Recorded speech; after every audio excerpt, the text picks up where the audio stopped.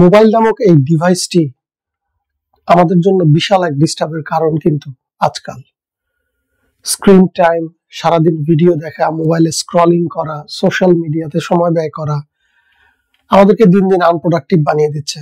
তো এই খবরটা শুনে হয়তো অনেকে খুশি হয়েছেন যে মোবাইলের দিন শেষ, কিন্তু প্রশ্ন হচ্ছে এরপর কি আসছে। চলুন জানার চেষ্টা করি আজকের ভিডিওতে।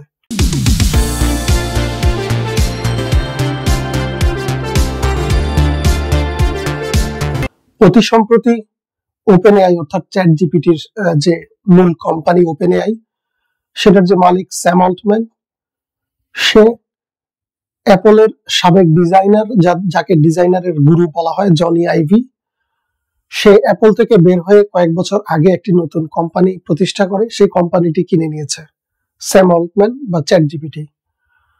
এরপর থেকেই আলোচনা তুঙ্গে, সবাই বলার চেষ্টা করছে মোবাইলের দিন ফুরালো বলে।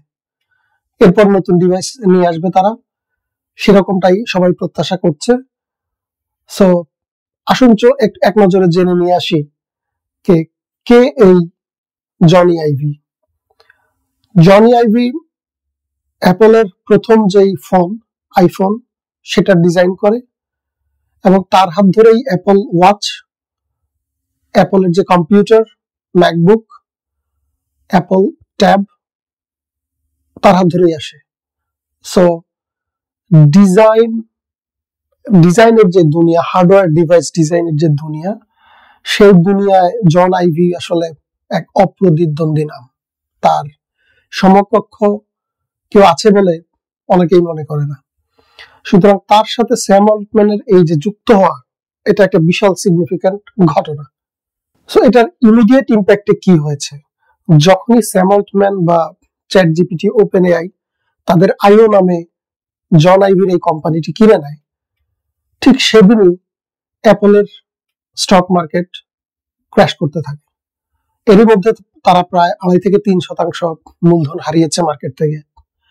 কারণ বিনিয়োগকারীরা খুব সহজে ধারণা করতে পারে যে মোবাইল ফোনের পরবর্তী ধাপে আমরা প্রবেশ করতে যাচ্ছি। সেটি কি হবে এখনই বলা মুশকিল। সো এটার ইমিডিয়েট ইম্প্যাক্ট অলরেডি মার্কেটে শুরু হয়েছে, মানুষের মধ্যে ব্যাপক আলোচনা চলছে এটা নিয়ে, অনেক রকমের কৌতূহল, সময়টা আসলে খুব এক্সাইটিং। স্যাম অল্টম্যান এবং জন আইভি আনুষ্ঠানিকভাবে এখনো তাদের পরবর্তী যে কাজ, তাদের যে পরিকল্পনা, কি তারা আনতে যাচ্ছে, সেটা নিয়ে কেউ অফিসিয়ালি এখন পর্যন্ত মুখ খোলেনি কিংবা কোনো ইঙ্গিত দেয়নি। তো স্বাভাবিকভাবেই প্রযুক্তি বিশ্লেষকরা নানাভাবে এটাকে ব্যাখ্যা করার চেষ্টা করছেন। মূল বিষয় যেটা স্যাম অল্টম্যান সংবাদ সম্মেলন করে জানিয়েছে, সে বলেছে যে তারা আইও যে কোম্পানিটি আছে সেটি কিনে নিয়েছে।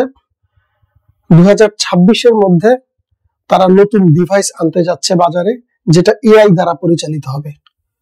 সরাসরি তারা বলেনি যে এটা ফোনের বিকল্প, মোবাইল ফোনের বিকল্প হতে যাচ্ছে, কিন্তু খুব স্বাভাবিক এটা মোবাইল ফোনের বিকল্পই কিছু একটা হতে যাচ্ছে। সো কি হবে সেটা, কেউ বলছে সানগ্লাস, কেউ বলছে ওয়াচ, কেউ বলছে ছোট্ট কোনো একটা ডিভাইস। সো আসলে এটা জাস্ট আলোচনা চলছে চারিদিকে, কিন্তু কোনো স্ট্রং কংক্রিট প্রুফ কারো কাছেই নেই। কেউই জানে না আসলে তারা কি করতে যাচ্ছে। সো একটি বিষয়ে সবাই ধারণা করছে যে বর্তমান যে মোবাইল প্রযুক্তি, সেটার অন্যতম একটা প্রবলেম হচ্ছে আসলে স্ক্রলিং, স্ক্রিন টাইম। এটা মানুষের প্রোডাক্টিভিটিকে নষ্ট করে দিচ্ছে। সো ধারণা করেই নেওয়া যায় যে নতুন যেটাই আসবে, এই প্রবলেমগুলোকে আইডেন্টিফাই করে এগুলোর সমাধান করতে পারে এরকম কিছু একটাই মার্কেটে নিয়ে আসবে। উই হ্যাভ নো ক্লু, আমাদের কোনো ক্লু নাই আসলে ধারণা করার যে কি আনতে যাচ্ছে। এটা কি smart glass? We don't know, but এটা মোবাইলের বিকল্প কিছু একটি হবে এবং এটি খুবই ইফেক্টিভ একটা কিছু হতে যাচ্ছে। কারণ যে ডিজাইনার এটি ডিজাইন করবে, সে এর মধ্যে প্রযুক্তি দুনিয়ায় তার যে প্রভাব, সেই প্রমাণ সে গত 15-20 বছর ধরে রেখে আসছে, বা তারও বেশি সময় ধরে। সো ওপেন এআই পক্ষ থেকে বলা হয়েছে 2026 সালের মধ্যে প্রায় 100 মিলিয়ন ডিভাইস যেটি তারা বানাবে, সেটি তারা মার্কেটে লঞ্চ করবে। ডিভাইসটা কি আমরা এখনো জানি না। সো আপনার কি মনে হয় কি হতে পারে এই ডিভাইস, কি হতে পারে এই নতুন জিনিস? যদি আপনার মাথায় কোনো আইডিয়া আসে আমাদেরকে কমেন্ট করে জানান, কারণ আমাদের কারোরই আসলে সরাসরি কংক্রিট কোনো আইডিয়া নেই যে কি হতে যাচ্ছে। ধন্যবাদ সবাইকে। আমরা অপেক্ষায় থাকি, দেখতে থাকি কি আসছে মোবাইলের পরবর্তী। ধন্যবাদ।